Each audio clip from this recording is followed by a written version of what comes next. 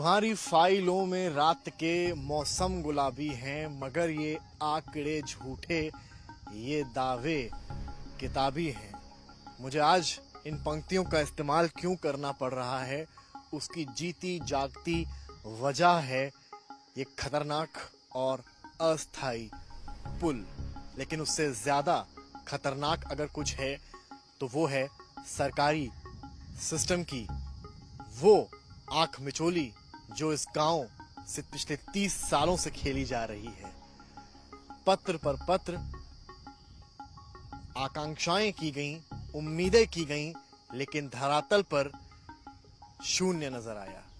हम इस वक्त मौजूद हैं फतेहपुर में, यहाँ के इस गांव में जिसका नाम है कृपालपुर, और मेरे इर्द गिर्द अगर आप देखेंगे तो आपको एक पुल नजर आएगा।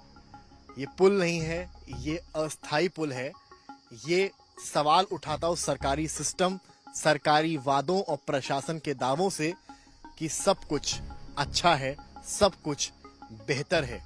और जिस तरह से आप इस पुल को देख रहे हैं, आप अंदाजा लगाएं इस पुल के ठीक नीचे बहती ये बिंद नदी एक रुकावट की तरह है। ये पुल आखिर यहाँ क्यों अस्तित्व में आया, क्या जरूरत पड़ी, ये भी आपको बताएंगे। चलिए हमारे साथ। मेरे ठीक पीछे रिंद नदी है और उस रिंद नदी पर एक नाव चल रही है। आप सोच रहे होंगे कि एक तरफ ये अस्थाई पुल बना हुआ है जो कुछ उम्मीदें जगाता है, कुछ वादे जो पूरे नहीं हुए उनकी सौगातें बताता है, तो वहीं उसके ठीक सामने एक नाव चलती हुई यहाँ पर आ रही है, जिसे एक छोटा सा बच्चा उस नाव को चला रहा है। और उस नाव में कई महिलाएं, कई छोटे छोटे नाबालिग बच्चे बैठे हुए हैं जो गांव के उस छोर से इस छोर आ रहे हैं। क्यों ऐसा है? कहानी कुल मिलाकर यह है कि ये गांव दशकों से प्रतीक्षा कर रहा है एक पुल की, जो पुल इस नदी की दूरी को कम कर दे और रास्ते को सुगम बना दे। ये नदी बाढ़ आने पर उफना जाती है, इस वजह से इस अस्थाई पुल को काफी ऊंचा रखा गया। क्यों रखा गया? कि इससे आवागमन आसान हो। क्यों हुआ, किसने किया, ये भी आपको बताएंगे।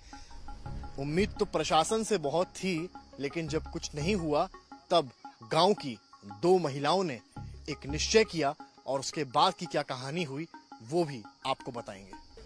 कृपालपुर गांव में आखिर ऐसी क्या जरूरत आन पड़ी है कि गांव वाले खुद ही एक अस्थाई पुल बना रहे हैं, हाथों में ये लकड़ियां लेकर पुल का निर्माण कर रहे हैं। ऐसी क्या जरूरत आन पड़ी है कि इन्हें खुद ही स्वावलंबी होना पड़ रहा है, खुद ही इन लकड़ियों के ढेर को उठाकर अपने हाथों में ऊपर ले जाकर पुल को अस्थाई से एक स्थायी रूप देने की कोशिश करनी पड़ रही है। ये एक बड़ा सवाल प्रशासन से है। यूं तो अगले महीने अगस्त में देश आजादी के नगमे गाएगा और स्वतंत्रता दिवस मनाएगा, लेकिन इस गांव की सुरक्षा की आजादी का क्या? इस अस्थाई पुल से जिंदगी को खतरा, लेकिन अगर ये नहीं है तो इस नदी के उफनाने से शायद जिंदगी को और बड़ा खतरा। क्या नेता, क्या प्रशासन, कहां शिकायतें नहीं की गई, पर जब कोई शिकायत पर सुनवाई नहीं हुई तब गांव की ही 2 महिलाओं ने सोचा कि क्यों ना हम ही कुछ करें। फिर उन 2 महिलाओं ने पैसे जोड़ने शुरू किए और उन पैसों को जोड़कर लकड़ी इकट्ठा की और पुल खुद ही बनाने का एक लक्ष्य बना लिया। वो महिलाएं हमारे साथ इस वक्त मौजूद हैं। क्या नाम है आपका? कलावती। कलावती जी, आप लोगों ने एक बड़ा ही एक दृढ़ संकल्पी काम किया है। क्या मुझे पहले बताइए, कब से आप इसकी शिकायत कर रहे हैं? कितने बरस हो गए इस गांव में कि ये पुल नहीं है? बहुत साल, कई बरस हो गए साहब। जब से हम इस गांव में आए तो ऐसा कोई हमें यहाँ नहीं दिखा, ना कोई हमें बताया, ना कोई हमें ये बताया गया कि आपके लिए कुछ हम दे रहे, कुछ बना रहे। ऐसा कुछ भी नहीं हमें मिला आज तक भी।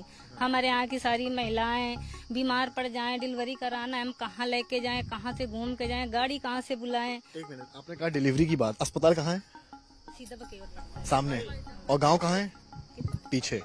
मतलब किसी के डिलीवरी होनी है, कोई प्रेग्नेंट है अगर, तो कैसे आ जाते हैं? तो बस हम यही नदी पार करके कोशिश करते हैं, कहीं से साधन है वहाँ फिर बिंदकी से बुलाओ गाड़ी घूम के, बिंदकी से आती है फिर गाड़ी। नदी कैसे पार होती है?